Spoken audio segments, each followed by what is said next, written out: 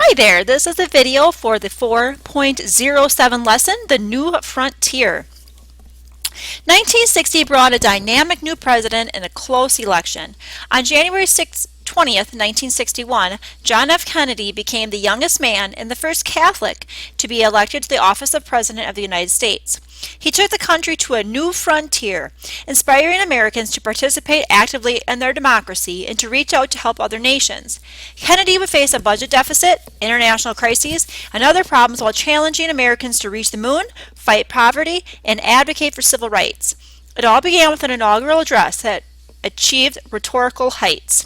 Goals for this lesson: describe the election of 1960. Identify the major goals of Kennedy's New Frontier, and analyze excerpts of Kennedy's inaugural address in terms of its appeal to young Americans. Don't forget to go to lesson resources and get your reading guide and/or lesson answer key. And let's begin. And we're going to start with reading pages 791 through 795. Starting here with JFK's New Frontier. As the 1960 election, wait a minute, let's read this excerpt. Two new states. In 1959, near the end of Eisenhower's second term, Alaska and Hawaii were admitted to the Union, thus bringing the number of states to the current total of 50. Okay, now let's read JFK's New Frontier. As the 1960 election neared, Republicans chose Eisenhower's vice president, Richard M. Nixon, as their candidate. Nixon had a reputation as a strong anti-communist and brought years of political experience to his campaign. But critics were wary of his former ties to Joseph McCarthy and the House Un-American Activities Committee. Nevertheless, Nixon had been an energetic vice president to the very popular Eisenhower, and he was a tenacious campaigner. The Democrats nominated John Fitzgerald Kennedy, a young senator from Massachusetts. Kennedy had not built a strong reputation in the House or Senate, but he was an eloquent speaker with a quick wit and a charismatic personality.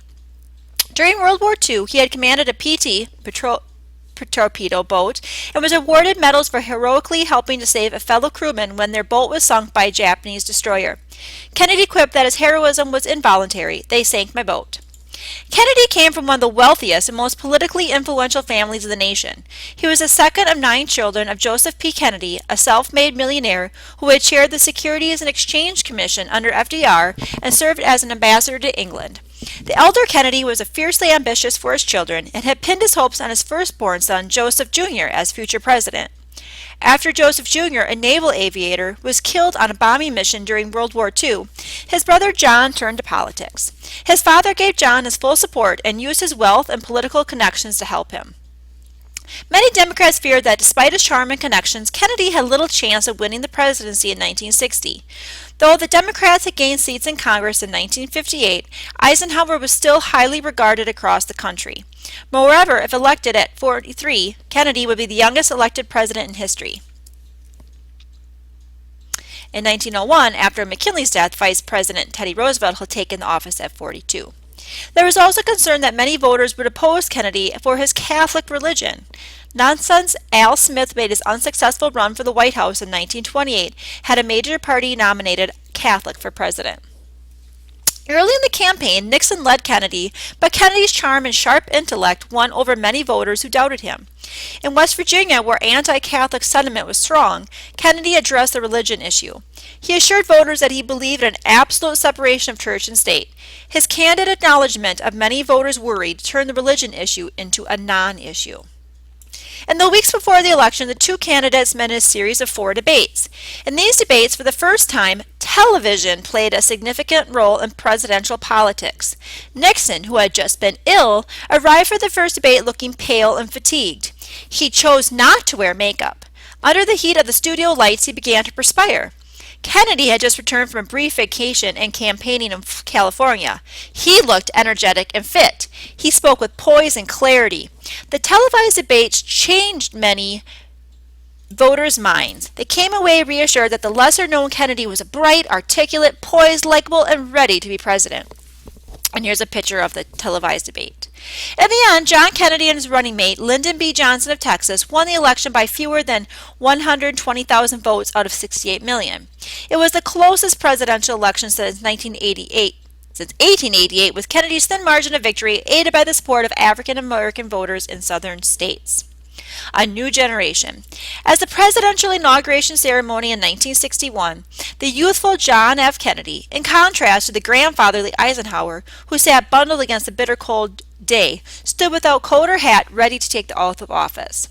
In his stirring inaugural address, Kennedy seemed intent upon marking a break with the 50s. He declared that the torch has been passed to a new generation of Americans. He staked out bold goals, urging his countrymen to explore the stars, conquer the deserts, eradicate disease, tap the ocean depths, and encourage arts and commerce. Acutely aware of the global stalemate between Western democracies and the communist bloc, he focused much of his address on foreign affairs. He condemned the dark powers of destruction that threaten the world order and pledged to defend freedom in its hour of maximum danger. Even as he seemed to raise the sword of battle, he held out the olive branch of peace. He offered the world, friend and foe alike, renewal as well as change. He asked that both sides begin anew the quest for peace. He pledged a host of cooperative ventures worldwide, and to the developing world in particular, a promise to help them help themselves. Kennedy inspired his listeners with a sense of idealism and hope as he called for a renewed spirit of patriotic service. And here's the famous quote, "Ask not what your country can do for you, ask what you can do for your country." One of the most famous quotes to come out of Kennedy's time in office. JFK's domestic agenda. JFK's domestic agenda. Kennedy and his elegant wife, Jacqueline, moved into the executive mansion where they entertained prominent figures of literature and the arts. Official Washington and much of the American public were dazzled by the first couple's sophistication and charmed by their two young children who were photographed playing in the Oval Office. JFK launched his administration with a burst of executive orders and televised press conferences. He promised to reach the moon within a decade and send a legion of young Americans overseas to aid the developing world. Kennedy brought an air of style and vigor, a favorite word of his, to the White House. In choosing his cabinet, he reversed Eisenhower's preference for appointing mostly corporate leaders who championed the cause of business. Instead, Kennedy turned to academic experts. For Secretary of Defense, he chose Robert McNamara, one of the so-called whiz kids, a high-powered management team that had reorganized the Ford Motor Company at the end of World War II. Some people questioned Kennedy's appointment of his brother Robert, only 35 years old, as Attorney General. The president humorously brushed off skeptics by saying, "I see no harm in giving my brother a little experience before he goes out to practice law." During his campaign, Kennedy has spoken of a new frontier of unknown opportunities and paths. As president, he quickly proposed a set of domestic social programs that became known as the New Frontier. Kennedy supported an expansion of mental health care, more federal spending for education, and efforts to relieve poverty, especially in Appalachia. While Kennedy's New Frontier was far less extensive or ambitious than Roosevelt's New Deal, his proposals did revive social concerns that had been mostly neglected during Eisenhower's 8 years in the White House. Because of opposition from Republicans and conservative Southern Democrats in Congress, most of Kennedy's proposals were not passed. Many of his initiatives, however, would be passed during later administrations. The young president faced great challenges ahead. Many Americans were actively demanding civil rights in ways that compelled the government to respond. And in a tense showdown with the Soviet Union, the fervent idealism Kennedy had expressed in his inaugural address would be tested by real-world politics with the highest possible stakes: nuclear war. Let's read the excerpt here. Deficit spending. When JFK took office, he inherited an economic slowdown that had begun in the late 1950s. As a remedy, he proposed a combination of tax cuts and targeted government spending. Kennedy aimed to pump more money into the economy to speed up recovery, though his proposal would also create a budget deficit. A deficit occurs when spending exceeds income. When the government spends, for example on social programs, defense, and personnel, more than it takes in, mainly through taxes, then the government is engaged in deficit spending and must borrow money to cover expenses. An influential modern British economist, John Maynard Keynes, advocated deficit spending as a way for government to overcome the effects of a recession. As Keynes saw it, even though the government went into debt, it could prime the pump through carefully targeted spending and thus get the economy running again. Kennedy was the first president to fully embrace Keynes' theories, but JFK's proposals were voted down by conservatives in Congress who insisted on a balanced budget. Since Kennedy's time, a number of presidents have chosen to run up deficits in hope of promoting economic growth. Okay, let's continue on. From JFK's inaugural address. Okay, I think that's just the last 2 pages, his inaugural address. So let's read through this. On January 20th, 1961, JFK, the youngest man ever elected president of the United States, delivered a stirring inaugural address that inspired a new generation of Americans with a sense of hope, possibility, and service. We observe today not a victory of party, but a celebration of freedom, symbolizing an end as well as a beginning, signifying renewal as well as change. The world is very different now. For man holds in his mortal hands the power to abolish all forms of human poverty and all forms of human life. Let the word go forth from this time and place to friend and foe alike that the torch has been passed to a new generation of Americans, born in this century, tempered by war, disciplined by a hard and bitter peace, proud of our ancient heritage, and unwilling to witness or permit the slow undoing of these human rights to which this nation has always been committed, and to which we are committed today at home and around the world. Let every nation know, whether it wishes us well or ill, that we shall pay any price, bear any burden, meet any hardship, support any friend, oppose any foe to assure the survival and the success of liberty. This much we pledge, and more. To those old allies whose cultural and spiritual origins we share, we pledge the loyalty of faithful friends. United, there is little we cannot do in a host of cooperative ventures. Divided, there is little we can do, for we dare not meet a powerful challenge at odds and split asunder. To those new states we welcome to the ranks of the free, we pledge our word that one form of colonial control should not have passed away merely to be replaced by a far more iron tyranny. We shall not always expect to find them supporting our view, but we shall always hope to find them strongly supporting their own freedom, and to remember that, in the past, those who foolishly sought power by riding the back of the tiger ended up inside.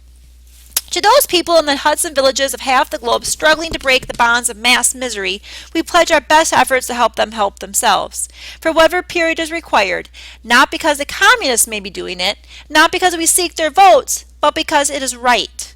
If a free society cannot help the many who are poor, it cannot save the few who are rich. To our sister republics south of our border, we offer a special pledge to convert our good words into good deeds, and a new alliance for progress, to assist free men and free governments in casting off the chains of poverty. But this peaceful revolution of hope cannot become the prey of hostile powers. Let our neighbors know that we shall join them to oppose aggression or subversion anywhere in the Americas. Finally, to those nations who would make themselves our adversary, we offer not a pledge but a request, that both sides begin anew the quest for peace, before the dark powers of destruction unleashed by science engulf all humanity in planned or accidental self-destruction. We dare not tempt them with weakness, for only when our arms are sufficient beyond doubt can we be certain beyond doubt that they will never be employed. But neither can two great and powerful groups of nations take comfort from our present course.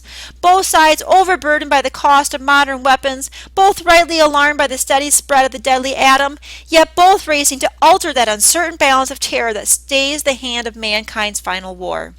So let us begin anew, remembering on both sides that civility is not a sign of weakness, and sincerity is always subject to proof. Let us never negotiate out of fear, but let us never fear to negotiate.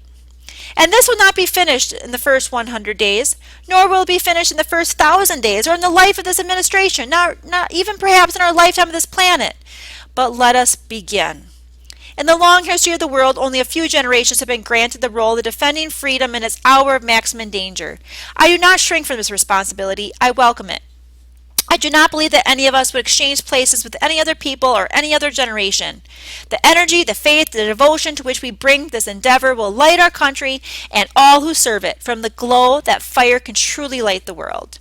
And so, my fellow Americans, ask not what your country can do, ask what you can do for your country. My fellow citizens of the world, ask not what America will do for you, but what together we can do for the freedom of man. Finally, whether you are a citizen of America or citizens of the world, ask of us here the same high standards of strength and sacrifice which we ask of you. With a good conscience, our own only sure reward. With history the final judge of our deeds, let us go forth to lead the land we love, asking his blessing, his help, by knowing that here on earth God's work must be truly our own. Oh, that is a powerful speech.